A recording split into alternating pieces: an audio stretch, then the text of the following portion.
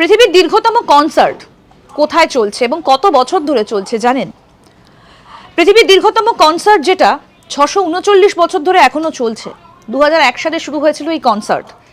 জার্মানির হালবার্টস্টাডের প্রাক্তন সেন্ট বার্চার্ড চার্চে শুরু হয়েছিল এই কনসার্ট এবং 639 বছর ধরে চলছে। 2640 সালে এই কনসার্টটা শেষ হবার কথা রয়েছে। যদিও কেজ তার অংশের জন্য একটা সময়কাল নির্দিষ্ট করা হয়নি এবং দৈর্ঘ্যটি বেছে নেওয়া হয়েছিল কারণ পারফরমেন্স শুরুর তারিখটা 639 বছর, অর্থাৎ 639 বছর আগে এটা শুরু হয়েছিল। 2001 সালে জার্মানির হালবার্টস্টাডের প্রাক্তন সেন্ট বার্চার্ডে শুরু হয়েছিল এবং এটা চলছে 639 বছর ধরে চলবে এবং 2640 সালে এটা শেষ হবে।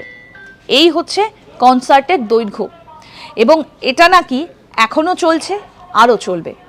এরকম আরও আপডেট পেতে দেখতে থাকুন আজ তাক বাংলার ইউটিউব চ্যানেল, সাবস্ক্রাইব করুন।